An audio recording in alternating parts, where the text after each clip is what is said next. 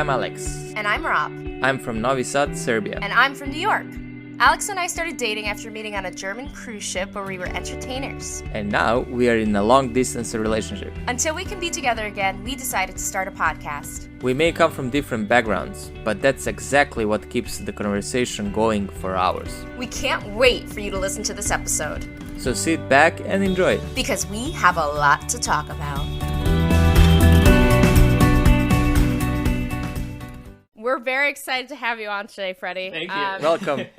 I don't know if you know this, but we had an overwhelming amount of people that commented talking about how funny you were, and we're so happy to have you back on again this season. And of course, this time we've separated you and Sydney because you guys are just too good together. So we got to get you alone so we can really grill you for all the questions we have. Yeah. So I don't even know. Do you know why you're on today? I have a small inkling. Okay. So people want to get to know who you really are because we got to know like the performer Freddy, but we also want to know more about you. Personally? But we also want to talk about like creativity, especially during this quarantine time. At this point when your episode's coming out, it will have been almost a year of us all performers not performing and the majority of the world just sitting around at home. Mm-hmm. Yes. So Aleks and I were thinking, we're like, who do we know that like has like a lot going on during this quarantine? And though you may think you don't have a lot going on, we know you do because of all of your hobbies. Yes. Oh yeah, sure. That is true.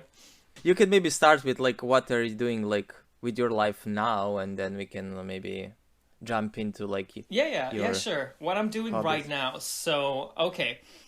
As of right now, I am working two part-time jobs. I'm working as a private teacher, and I'm also working as a delivery, in a delivery service, like a private delivery service. So that's what I'm doing right now. So I'm not working anything with arts and stuff like that. But I'm keeping busy, so it's good at least. Because I think what do you deliver? I deliver soil samples. It sounds really weird, but It's Sweden, it's not weird. Soil, but So earth unique. samples. So I go to a pickup place and I pick up packages from a company that digs up pieces of earth from construction sites, and then I deliver them to a laboratory that checks them for different kinds of substances. So things that are harmful for like your lead working and environment. stuff. Yeah, exactly. So they get treated overnight, so it's like a daily thing. Oh, that's kind of cool. So it's kind of cool. So it's like a Monday to Friday work. But right now I'm just an extra, so I don't have like a position myself, but I'm jumping in for a girl who has the normal position, so to speak. And then for like the teaching, what do you do? So for the teaching, I'm part of like a teacher's pool, like a site that you can register, and then people... families who have kids that need maybe like extra help with tutoring at home or stuff like that with homework, they can register and then they can kind of apply for a teacher that fits their needs. And then I can see like, oh, this family is recommended for you. Maybe they need someone who has a lot of patience or someone who's uplifting, and then they seek out certain people and then you can apply. And then you get this whole like meet and greet, and then you start becoming their teacher. Oh, cool, cool. That's really cool, actually. Is that like just in Sweden or? No, it's actually the company is Swedish, but I believe they have their services in other countries as well, at least in Scandinavia, I believe so. Because they do also offer a lot of language courses. Oh, great. So how do you like manage both positions or both jobs? Okay, this one job is more like every day. The teaching job is. It's kind of, I have a schedule, so I have certain days when I'm supposed to meet the kids, but then because the other job is like jumping in when I'm needed, I kind of have to switch around the schedule for the teaching, but it's okay because it's just an hour and a half a week per person, so it's easy to just reschedule actually. So I have two jobs that can kind of work in tandem, so that's good actually. Great. So keeping busy, that's good. Yes. That's great. Keeping busy with something, although it's not what I would like to keep busy with, it's I know. 10 times better than not doing anything. for sure. Yeah, that's true. So at like the height of your unemployment, I need to know all of your art activities because I was on Instagram or Facebook or wherever it was, just like looking at all of these. I've never seen more creative like crafting than what you were up to. I feel like you were doing. Okay. So you did like a miniature? Yeah, that was cool. Yes. I remember yes. that. Yeah. So I bought these pre-selected, pre-made kits, and then I basically made little houses. It's so weird So now. do you like, have them saying like it all out like loud. sitting somewhere right now, like just collecting dust? No. They're actually, I bought these IKEA like glass display cabinets, and I have them in there actually. So they're collecting dust, but slowly, and they're pretty to look at. But yeah, no, they're there for now. But I would like to do something with them for sure for later. Maybe get like a light installment or something, so it looks a little bit nicer. But yeah, each project takes. I mean, I can easily extend it to like 2.5 weeks, and then of course I'm not sitting with it all day, but like a couple of hours each day. I can easily get down. Do you think that's something that you would ever like consider like the arts will come back, but in case they don't come back in time, what am I gonna be up to? No, like yeah, like I work for a podcasting branding agency, which who knew I was gonna end up there a year ago. Yeah. Yeah. Tell me again, like all of like the artsy things you've been up to, and do you think any of that would ever lead you down any sort of path, or is it just your hobby? So I've been struggling with just finding something to do to have like an outlet of creativity, because I feel like I'm gonna try to find a word here. You know, like do you say stalagmite and stalactites? Those are the things in the caves. But you can say something like you become stagnant. Yes, you become stagnant. That's the word I was going for. I had to throw in a cave love that there. the word that came to you is like stalactite. Yeah, but he was close. Leave him alone. In a way, I guess that maybe that's like based off of that. Would I be. don't know, because they're also stagnant, Collecting? aren't they? Yeah, Yeah. exactly. Yeah. They're stationary. That's why. There's like a light bulb moment here. Yeah. No, so I'm trying to find things that I can do so I don't become stagnant. Because I feel like my fingers are always itchy. Like if I don't do anything creatively, I'm so unmotivated, and I'm just stuck.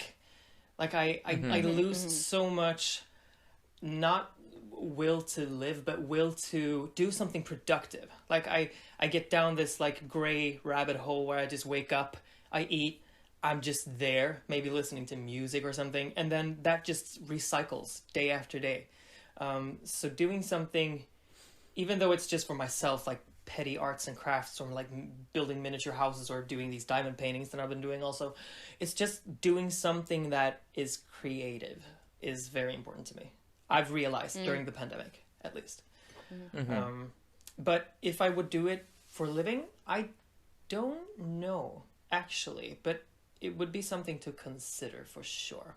It's also something that I feel it's timeless. You can kind of pick it up and do it whenever. You don't have to do it while you're young and healthy, or you don't have to do it while you can still get a job. It feels like it's something you can pick up whenever, like however old you are or wherever you live. So it's definitely something I would consider doing. But I have also been thinking of going back to school, although that's kind of still a distant thought. But I've been juggling with that as well. Did you do anything like? I was thinking like he's a singer. Do you practice singing at home? I guess you miss it, like because you're not doing the job that you're like No. that you were doing for years. So what do you do to like practice, or do you practice at home? I do miss it a lot. I do. I don't practice, and I should be practicing it, because I feel I've also been talking with some of our coworkers as well, and I feel like how to put this. When you're not doing it as a job, you're not doing it daily, you're not refreshing so much, and you start to doubt what you're doing, if that makes sense. Like you don't know, you don't get any feedback. Like, I can go around singing a whole day. I can have my earplugs in and I can just go around singing. But I don't know if I'm singing with the right technique. I don't know if it sounds desirable, so to speak.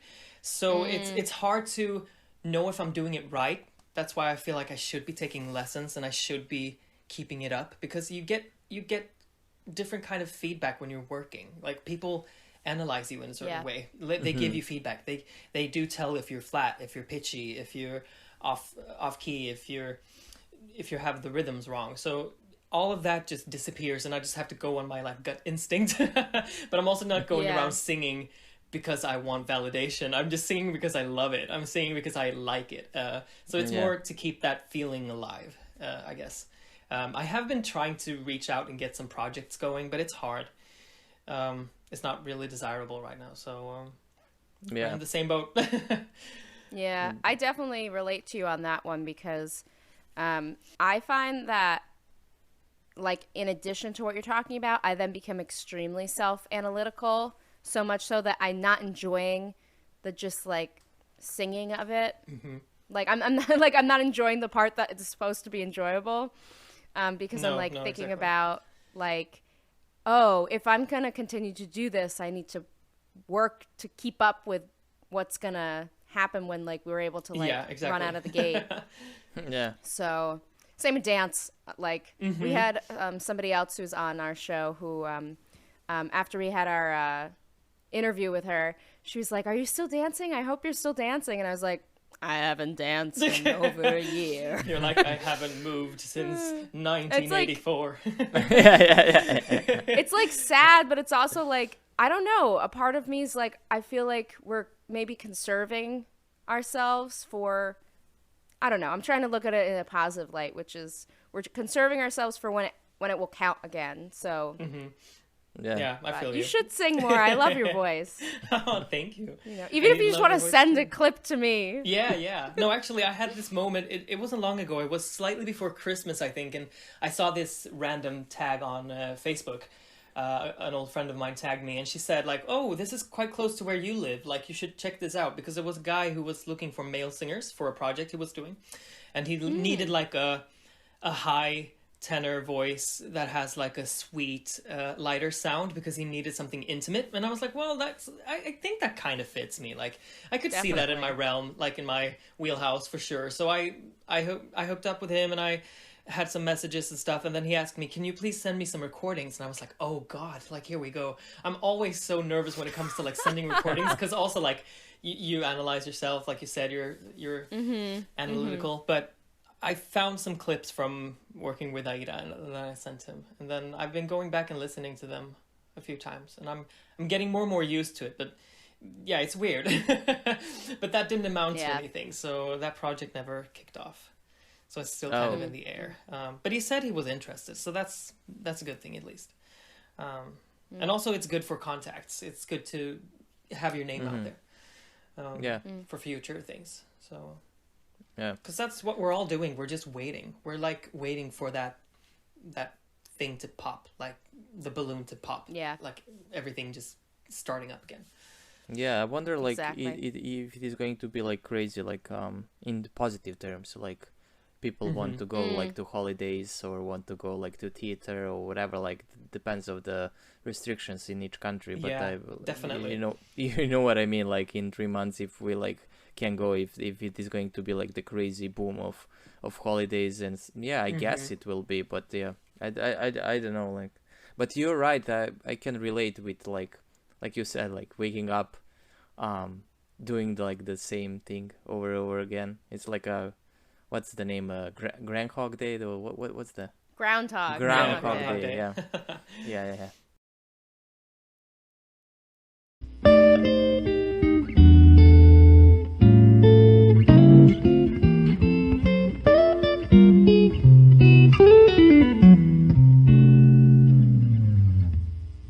I'd love to bring it back to the beginning of your life. Where did that like creative bone come from? Like, what about you? Because I would say, like, again, like when Aleks and I were talking, we're like, Freddy's like one of the most creative people I know personally. Thank you. I'm like, because you also are an amazing cook, which we'll get to later, and you just have so many different like passion projects, and you're just one of those people that you are someone who finds activities to do and then like is really good at them, even though it's supposed to be like fun, so you don't have to be good, but like somehow Freddy's really good at it. So like, where do you think that creativity came from? I actually don't know, because we've been talking about this for sure. Like, my family is not a very creative family. Like, the arts, I as far as I've looked back into our like family tree, there has never been any kind of like heavy emphasis on the arts. Like, I think for a couple of generations, I'm definitely the only one. So because you have such a beautiful voice, it's like you'd think that would genetically be coming from somewhere. No, not at all. Like, my sister has been dabbling in the singing for a while as well. She was in a choir too when I was in a choir, so she did it for a while, but then she kind of steered off of that and, you know, created a family, and she's doing her thing now. She's a nurse, and she's now working with a lot of cases, including people calling for medical advice and stuff like that. So she kind of veered off that road, but I've looked back and I can't find a single trace actually of anyone doing anything, not professionally. Like, of course you can have like, oh, I like singing, or I like playing maybe guitar or something like that, but it's never been a pursuit for anyone.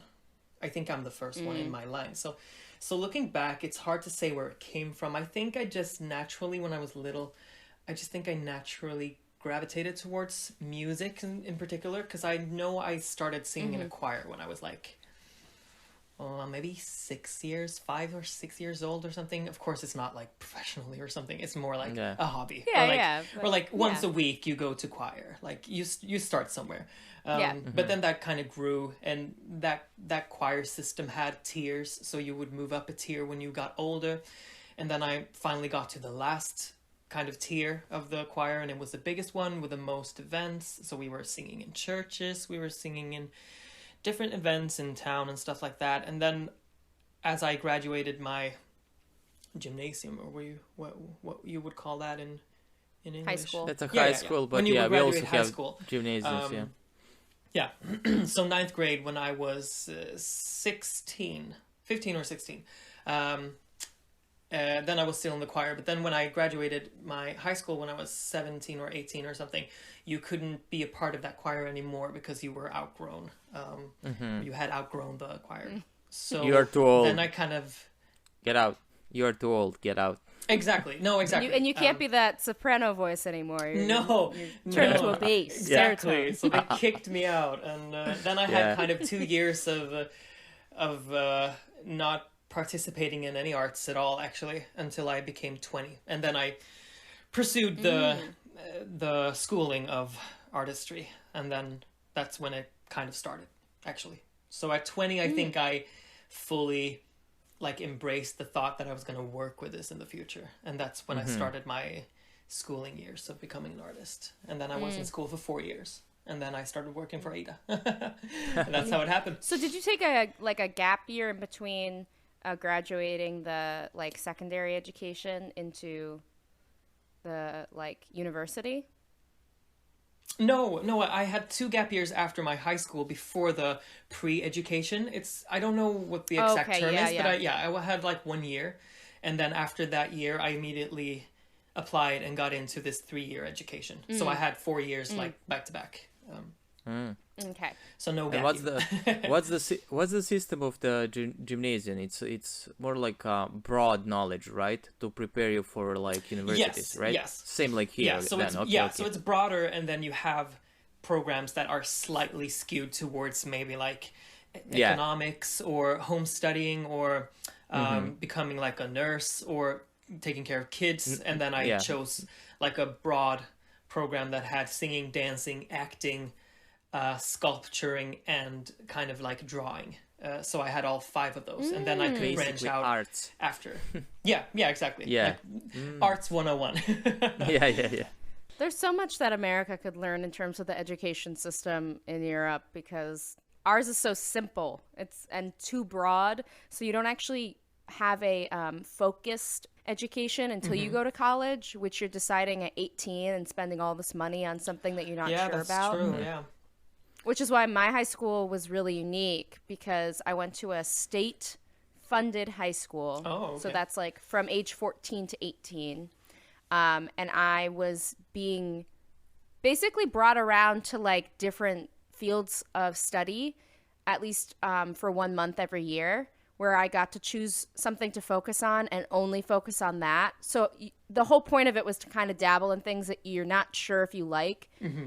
So like we would dabble in like I did stage management, but I know kids that like studied nanotechnology. So it's like, Wow. it's like all different types of things. And I knew I would never be a stage manager, but it's like, oh, I would never have this opportunity any other time. And I have a feeling that that's kind of like what that like pre-education is, because it's like a broad version of something you might want to focus on, but you also may not focus on any of those. You might go off and study something else. Yeah, exactly. And the good thing is that you get all the basics as well. So you don't just do the arts. You also get like basic mathematics, Swedish, English, geography, chemistry, biology, history. You get all those as well. So you have like a good base. So you can basically branch out to anything you want. But if you already know kind of which direction you want to go, then you also get the basics of that direction too, which I thought was really good. Yeah. So I think that kind of opened up my view of my life, or what it would become. It validated my passion, so to speak. Yeah. So is this, sorry, now I'm just interested in your education system. So is this like a private school that you went to, or is this public? Which one? The secondary. The gymnasium, I think that she. Oh, The gymnasium, yeah. Oh, okay. The one that I started when I was 16 then. Or 15 to 16. Yes. No, it's actually... so... I don't know how much you know about schools in Sweden, but you know that... I know a little bit because of I have a friend who grew up in Sweden, so I know, because she went to the musical theater academy that you have to pay for, and that's like a unique... Yeah, so thing. basically when you are 18 or 19, depending on your birthday, you basically go to school for free. Like every school is free. You don't pay for anything. And also when you start school from 16, it's not mandatory. So you don't have to go. But up until then you do have to go to school. But after that it's free. So it's basically government funded, I think. So you don't pay anything for it. But then after that, of course, you have to like, try to get a scholarship or something to pursue your career further. Like I had to pay so much money and take such a big loan to make it to the artistry school, because that's not paid for. So yeah, that's a big setback. We do have certain schools that are government funded as well. There's one in the city where I was studying especially, but it's very, very hard to get in. I think they accept like maybe 6 to 8 people every other year. So it's it's quite an esteemed education for sure, but it's also paid for. So when you do actually get in, you don't pay for it. But every other musical or artistry education is you have to pay it yourself, basically.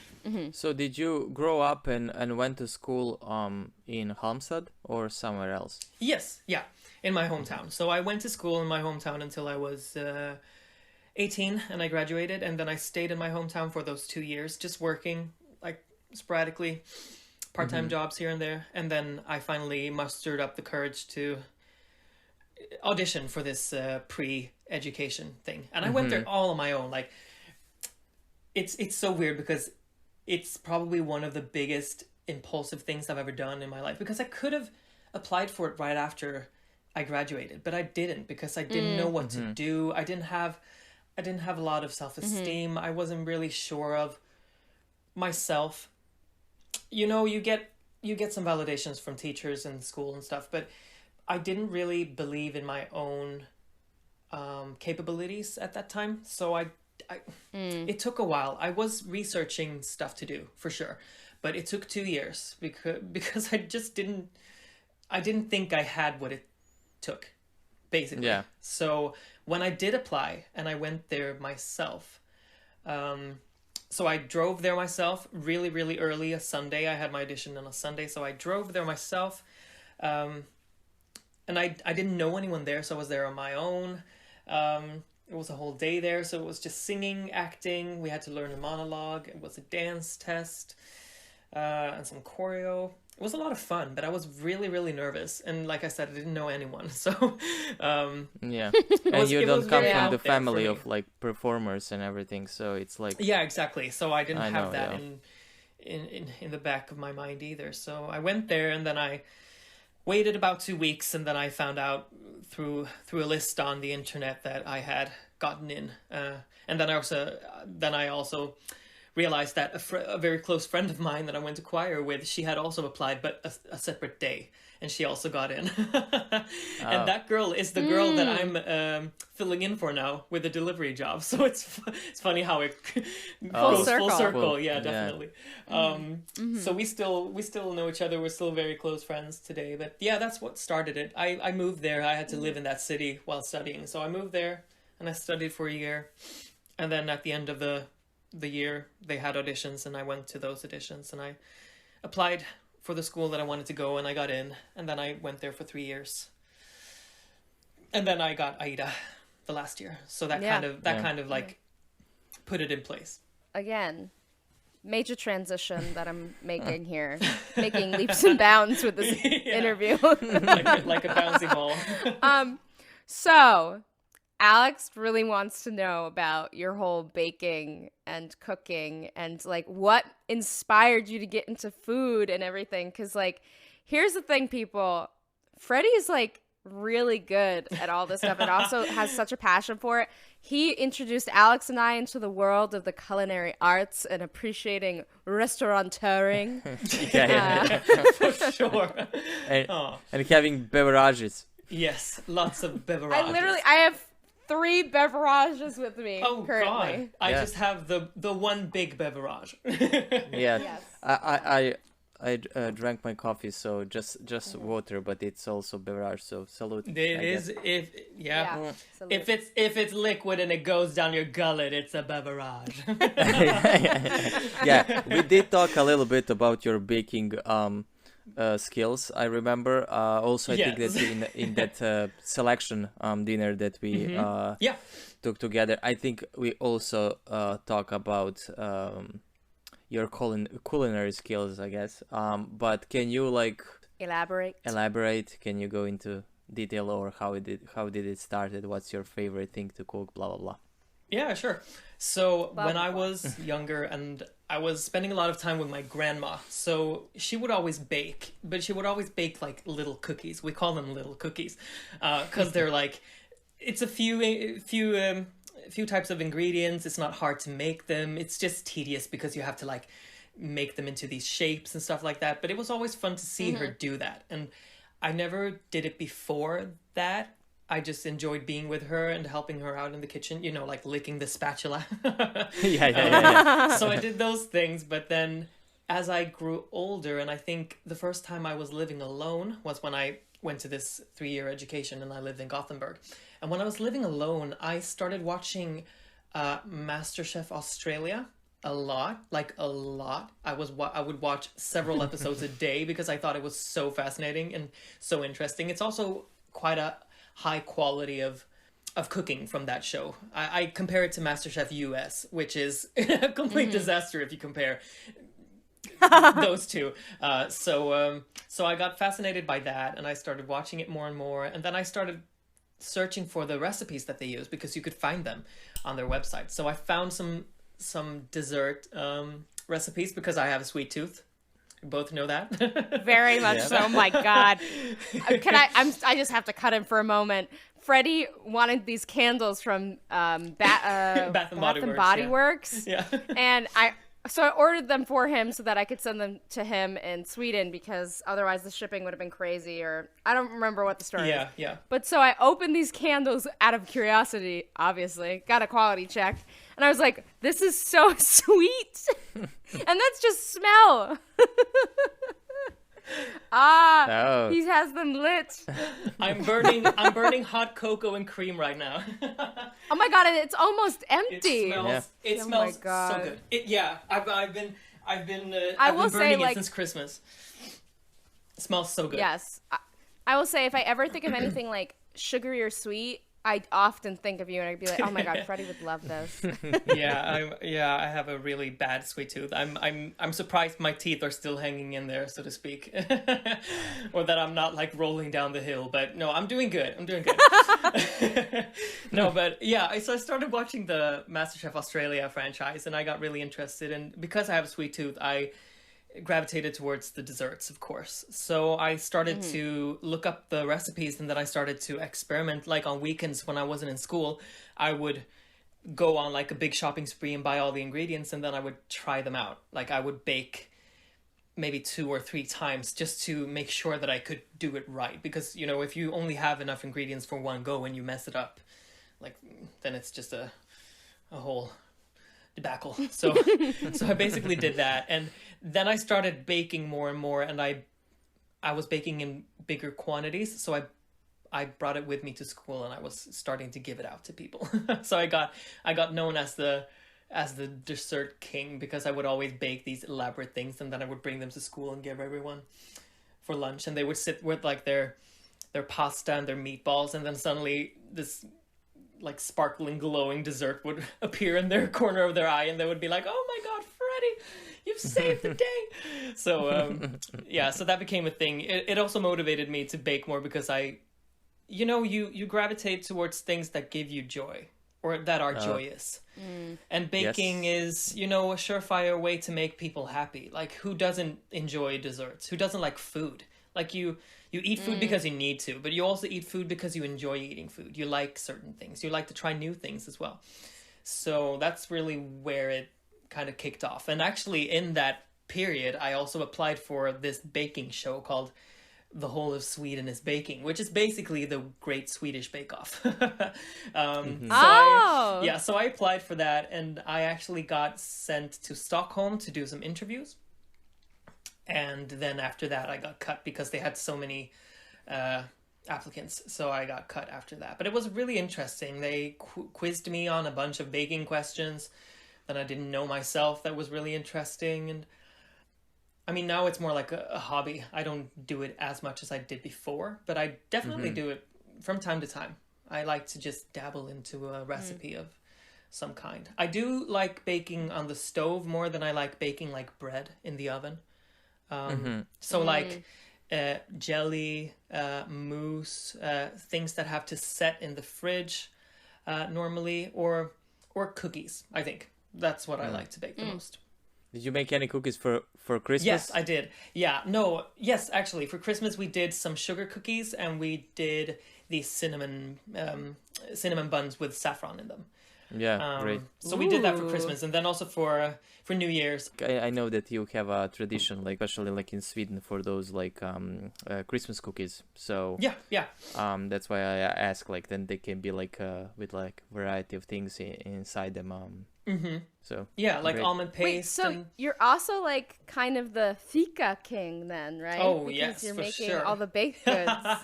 We also always in my family we have this fika time at 3:00. So if you have something baked then it's perfect. So we have a bunch of things in the freezer now, like cinnamon buns, saffron buns, sugar cookies, these like toffee cookies. It's we are stacked for the upcoming months. For sure. Yes. So for anyone who doesn't know who's listening, fika is like, I would say like it would be about the same time as like a tea time. Yeah. But it's for like sweets. Yeah, no, not like candy sweets, but more like baked goods. Because you're such a healthy country. I would say like patisserie things, like Yeah. like a dessert or a cookie or a bun, or maybe if you want to go the more healthy route, you maybe have a rice cake, or you have like a hard bread or something like that. But always something to accompany the coffee. That's what makes it a fika. So that's muy importante. If you want to do, or if you want to recreate a fika, you need something sweet to go with the coffee. Or That's the tea. a great You can also have combination. tea. So Yeah. Yeah. So people, if you want to if you like the combination of something sweet and something bitter like coffee, which I also like, so go to Sweden for a fika. Definitely. You will be loved and accepted. It's a sure way into the heart of a Swede. Oh my god. And then I did a mean vanilla panna cotta with a berry compote for New Year's Eve. So Ooh, that's the latest thing I did. Ooh. very posh. Oh my god. Very posh. With a real, like a real vanilla bean. When you scrape it, you scrape out the seeds and then you mix it into so you see the specks. But they're really expensive, guys. They're really expensive. They're almost like $6 for one stem. Can you believe that? It's crazy. But it was luxurious, so it was good. I enjoyed it. So, Freddy, thank you so much for being on again. Thank you, guys. It was so fun talking to you and learning a little bit more about you. I'm sure everyone will really appreciate it. How to spend time during like the lockdown and how to enjoy fika. Yeah, exactly. Yeah. The essentials. No, thank you guys too. It's always fun to be on and, reminisce and talk about things that you like and enjoy. So thank you. Thanks for listening. As a reminder, we have new episode coming out every Monday. If you like what we have to talk about, make sure you subscribe, like, rate, and review us, as well as give us a follow on Instagram @ We Have a Lot to Talk About podcast. We really appreciate it. Until next time, ta-da!